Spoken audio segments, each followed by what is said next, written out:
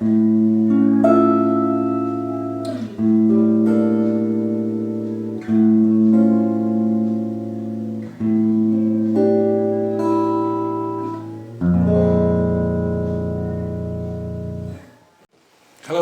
ketemu lagi sama saya, Wayan. Kita akan ngebahas tentang family chord. Mungkin dari beberapa teman-teman sebenarnya sudah bisa memainkan mungkin, tapi belum tahu apa sih family chord dan bagaimana progresnya. Nah, mari kita sharing. Saya akan sharing, coba sedikit menjelaskan pengetahuan saya tentang family chord atau keluarga chord. Nah, jadi ini kawan-kawan, family chord, jadi keluarga itu bukan hanya manusia, jadi akord pun itu juga punya keluarga. Kita bicara di natural dulu, yang paling mendasar, C natural, lalu dalam tangga nada C mayor itu, C, D, E, F, G, A, B, C itu, family chordnya seperti apa, atau keluarga akordnya seperti apa. Nah, jangan lupa bahwa akord itu dibentuk dari 3 nada atau lebih ya, jadi suara yang dibunyikan secara bersamaan. Nah, pasti di situ nanti kalau kita bicara 3 nada yang hanya terbentuk adalah dari triad itu ya, 1, 3, 5 pasti ya hanya ada mayor, minor, dan diminis. Oke. Apa sih family chord? Nah, family chord adalah sebuah progresi yang dia bergerak itu berlandaskan dari scale atau tangga nada tonal yang digunakan. Misalkan kita dari C mayor. C mayor itu intinya adalah C, E, G. Nah, lalu bagaimana progres family chord dalam kemasan bentuk progres akordnya. Nah, kawan-kawan juga sering mungkin memainkan ya, kalau kita bermain tanda kutip ya asal, misalkan C, A minor, F, D minor, G. Nah, sebenarnya secara nggak sengaja kalian udah memainkan bentuk family chord, bahwa family chord itu yang harus diingat adalah ada 2 bentuk dalam family chord itu, akor pokok dan akor bantu. Jadi kalau akor pokok itu dia jenis kelaminnya, kata teman saya itu jenis kelaminnya, yaitu mayor, yaitu akor 1, akor ke-4, dan akor ke-5. Nah, dia pasti mayor. Ini udah nggak bisa diganggu gugat. Pasti dia nggak mungkin minor, nggak mungkin yang lain. Nah, dia pasti mayor. Kalau dari C berarti akor 1-nya C, C mayor. Akor 4-nya apa? F, itu subdominan, pasti mayor. 5-nya apa? Dominan, G, itu pasti mayor. Nah, selebihnya apa? Nah, akor 2 itu adalah minor. Akor 3 adalah minor. Akor 6 adalah minor. Akor 7 nih, pengecualian nih, akor 7 dia diminis. Nah, lalu bagaimana secara teoritik kita menentukan bahwa jenis kelamin 1, 4, 5 itu mayor, 2, 3, 6 itu minor, 7 diminis. Nah, itu berlandaskan, kalau kalian nonton video saya yang bagian 1, itu kan sedikit dibahas tentang terbentuknya trinada yang membentuk bahwa itu akor mayor, minor, dan sebagainya. Jadi sedikit saya kupas lagi bahwa akor mayor itu dia jaraknya kalau kita hitung secara interval di gitar nih lebih mudahnya. Jadi saya pakai istilah fret gitar aja ya. Kalau mayor itu dia bergeraknya nada 1 ke 3, kalau dari C ketiganya berarti do, re, mi, nada mayor, oh nada E, mi. Dia jaraknya kalau hitung fret berarti 1, 2, 3, 4. Nah, ini kalau hitung fret berarti kalau di gitar ini 1. Kalau C kecil kan setengah, C gede 1, D ke E 1. Oh, berarti jarak 2 fret nih. 2 fret. 1, 2, 3, 4, 4 fret. Ada lompatan ya. Ada 2 lompatan. 1, 2. Oh, itu pasti dia kebentuk mayor. Nah, biar lebih mudahnya, biar ngejelasin seperti itu. Lalu dari akor nada ketiga ke nada kelima, dia jaraknya 1, 2, 3 fret.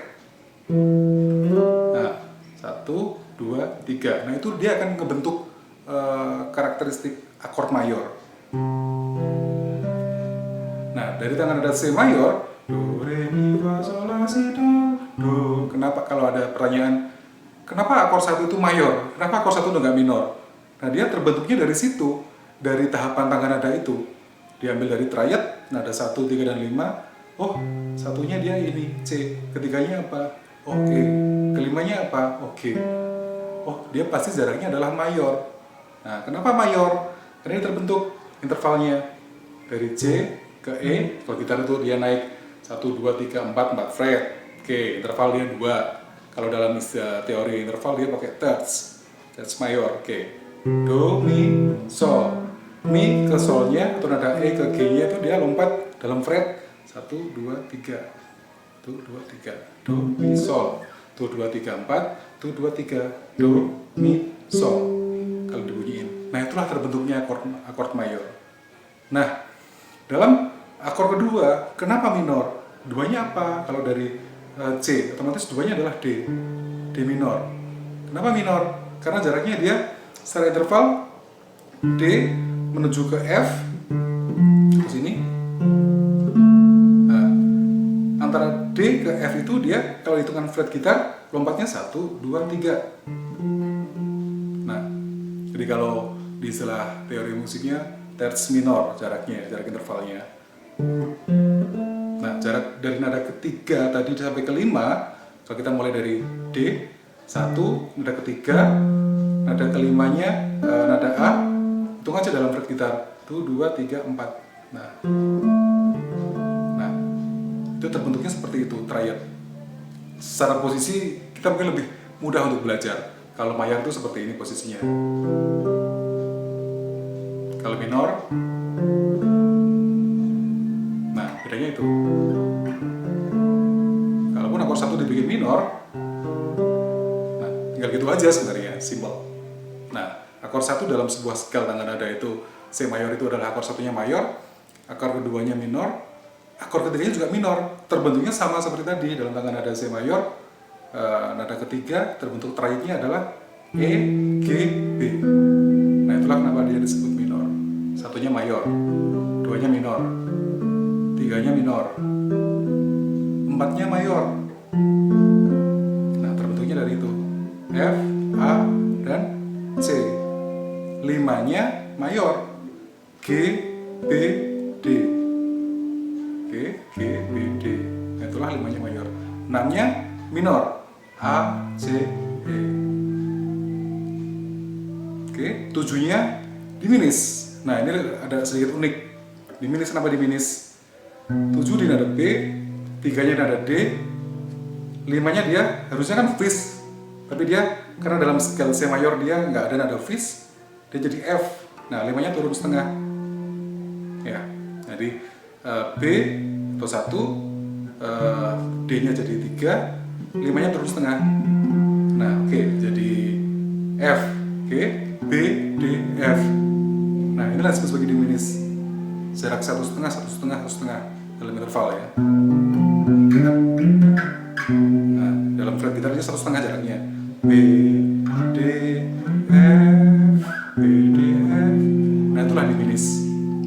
Oke, jadi kita sudah jelas kalau terbentuknya akord mayor dari mana, akord minor dari mana. Nah, itulah fungsi family chord, bahwa akord 1 itu adalah mayor, akord kedua minor, ketiga minor, 4 dan 5 itu mayor atau pokok ya, 6-nya itu minor, 7-nya adalah diminis.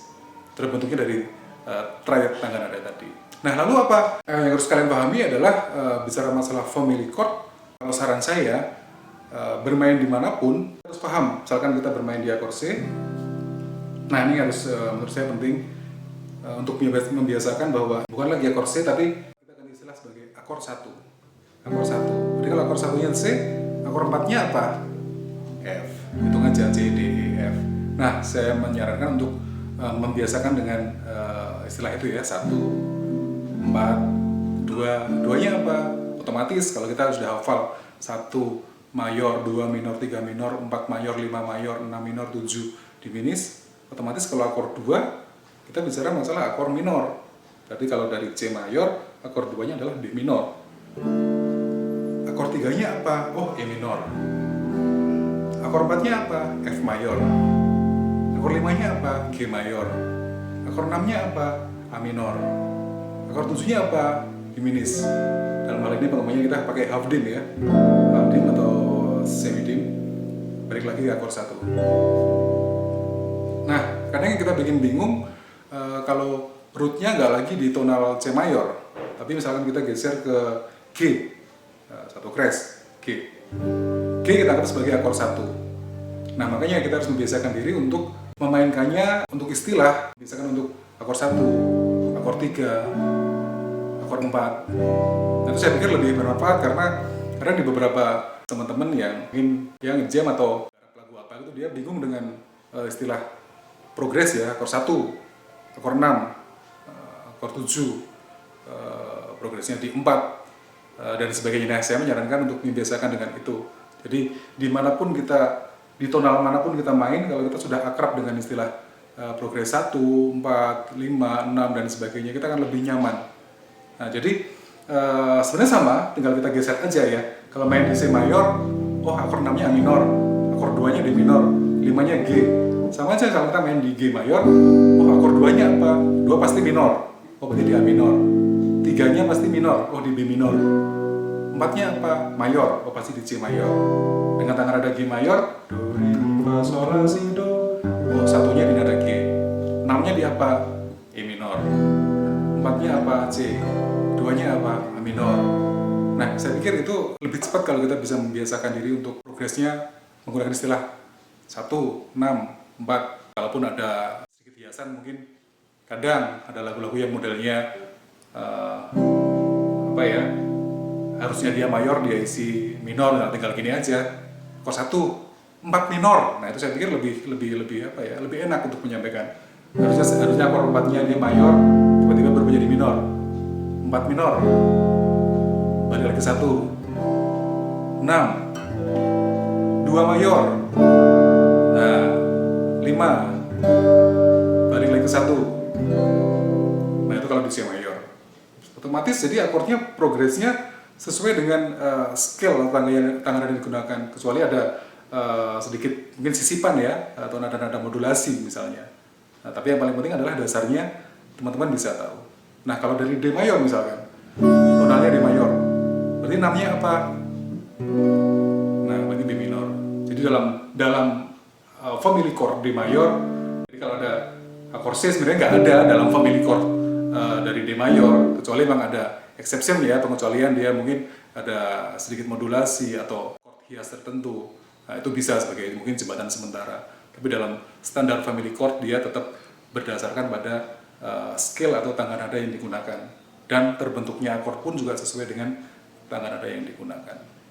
Oke, saya pikir teman-teman bisa memahami, dan silakan kalau kurang jelas ketik aja, tanyain.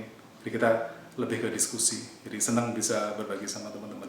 Oke, jangan lupa like and subscribe. Terima kasih, thank you.